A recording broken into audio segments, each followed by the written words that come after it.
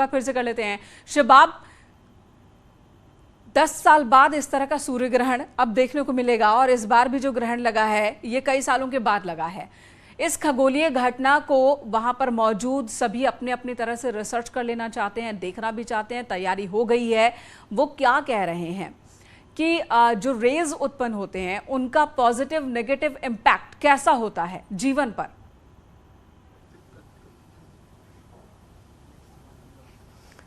देखिए, मेनका सूर्य ग्रहण, चंद्र ग्रहण, धार्मिक मान्यताओं को ये सारे लोग किनारे रखते हैं।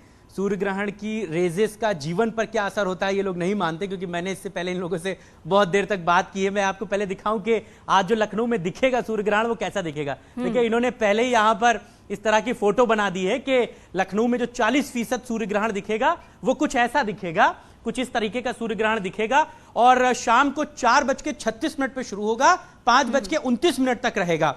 चूंकि लखनऊ में 5:10 पे सूर्यास्त हो रहा है, लिहाजा 4:36 से 5:09 तक ही जो कुछ दिख पाएगा वो दिख पाएगा। हालांकि 40% चांसेस हैं। एक लोगों की जानकारी के लिए देखिए, सूर्य ग्रहण से संबंधित इन्होंने एक लिखकर भी लगा दिया गया है कि खगोलीय घटना है। क्यों होता है? जब चंद्रमा पृथ्वी और सूर्य के बीच में जो है, चंद्रमा आ जाता है पृथ्वी और सूर्य के बीच, तब जो है वो ये खगोलीय घटना होती है। स्टूडेंट्स इस बात से बहुत उत्साहित हैं क्योंकि उनके लिए ये एक बड़ा मौका होता है जब वो चीजों को देख पाते हैं, अपनी रिसर्च में लगा पाते हैं, बता पाते हैं। जैसा कि अभी मुझे किसी ने बताया कि पिछला वाला जो है वो ग्रहण देखने के लिए वो कुरुक्षेत्र तक गए थे। ये अपने आप में बहुत खास बात है। ये बताइए कि आज वाला सूर्य ग्रहण जो इसके बाद 2032 में सूर्य ग्रहण होगा, इस ग्रहण को आप लोग कैसे देखते हैं? क्या इंपॉर्टेंस होती है आप लोगों के लिए और किस तरीके से इन चीजों को आप लोग प्रयोग करते हैं? सर, इसकी इम्पोर्टेंस हम लोगों की लाइफ में ये होती है कि सर हम लोगों के पास कुछ टाइम की ही वो होती है, स्टूडेंट लाइफ होती है, उसमें हम बहुत कुछ सीखना और समझना चाहते हैं। तो हम चाहते हैं जितनी भी चीज़ें हमें उस समय मिलती है या फिर ग्रैब कर पाते हैं, वो सारी अपॉर्चुनिटीज़ हम उसे ग्रैब कर पाएँ और उससे हम ज़्यादा से ज़्यादा सीख पाएँ, समझ पाएँ। और नेक्स्ट टाइम का तो पता नहीं, लेकिन इसे हम पूरे 100% उसके साथ, अपने एंथुसियाज्म के साथ उसे हम ग्रैब करें। अच्छा, ये जो कहा जाता है मंदिर के द्वार बंद हो गए, कपाट बंद हो गए, कोई शुभ काम नहीं हो रहा है, सूतक लग गया है, मानते हो इन सबको कि ग्रहण देखने ही चले आए? जी नहीं, ऐसा तो एज ए एस्ट्रोनॉमी स्टूडेंट मैं तो नहीं मानता, क्योंकि सन को सिर्फ लाइट रेज को ब्लॉक करता है, बट ऐसा एज सच नहीं है कि हमें हार्मफुल रेडिएशन एमिट हो रही जैसे सोलर विंड्स वगैरह में होता है। सोलर विंड्स के टाइम पे ऐसा होता है कि जब हमारे कुछ जीपीएस सिस्टम या ये सब में थोड़ी सी ग्लिच आ जाती, बट आज के दिन ऐसा कुछ नहीं होता। आज के दिन टोटली सेफ है। ऐसा मैडम आगे आइए। आप लोग स्टूडेंट्स हैं, घर में मम्मी पापा नहीं कहते हैं कि आज सूर्य ग्रहण है, क्यों बाहर निकल रही हो, अशुभ होता है घर से निकलना? मम्मी बस ऐसे ही थोड़ा बहुत मानती हैं, पर इतना भी नहीं। हाँ। क्योंकि एस्ट्रोनॉमी मैंने ली है तो घर वाले भी थोड़ा जानते हैं इन सारी चीजों को। हाँ, थोड़ा सा तो आप समझा पाती हो मम्मी को कि मम्मी देखो ऐसा कुछ नहीं होता है, चंद्रमा जब होता है वो पृथ्वी सूरज के बीच आ जाता है, एक खगोलीय घटना होती है, इसको बहुत उससे नहीं, लेकिन धार्मिक चूंकि रीति रिवाज इससे जुड़ते हैं, इसलिए माँ बाप थोड़ा ज्यादा जो है वो आप लोगों की फिक्र करने लगते हैं। जी हाँ, मम्मी को मैंने आज समझाया था कि कैसे होता है जी। और अभी मम्मी कॉल कर ही रही हैं। क्या कह रही हैं?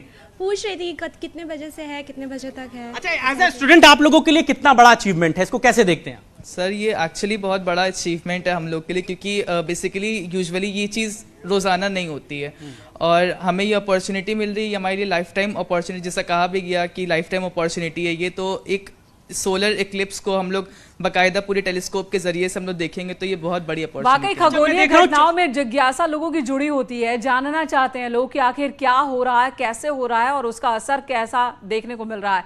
शबाब, धन्यवाद आपका। अमित गंजू, आपका भी बहुत बहुत शुक्रिया। रवि पांडे हमारे साथ मौजूद थे, आपका भी बहुत बहुत शुक्रिया। निमिष गोस्वामी का भी शुक्रिया।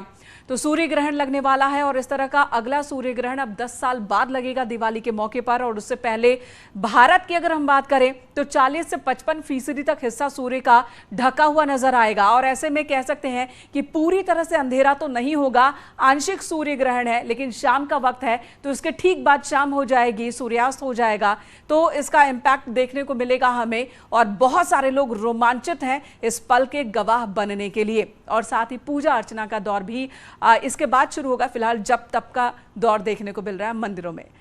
रुकेंगे एक छोटे से ब्रेक के लिए, खबरें जारी हैं।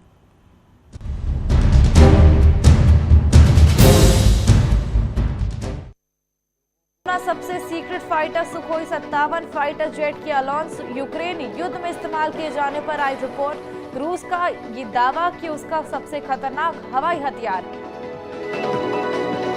यूक्रेन के राष्ट्रपति जेलेंस्की का बड़ा दावा, ताजा ऑपरेशन में उनकी फोर्स ने रूस की 20 मिसाइल और 10 ड्रोन मार गिराए। इससे पहले रूस की 33 मिसाइलों में से 18 मार गिराने का दावा।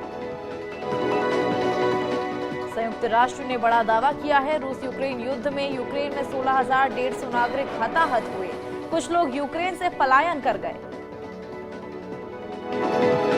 रूस में फाइटर विमान दुर्घटनाग्रस्त हादसा, सीगल पक्षी के टकराने से हुआ। वीडियो विमान एक बिल्डिंग से टकराता हुआ नजर आया। जांच के दौरान विमान के इंजन में 2 पक्षियों के शव मिले। औरैया में मकान में भीषण आग लग गई, लाखों का माल जलकर खाक हो गया।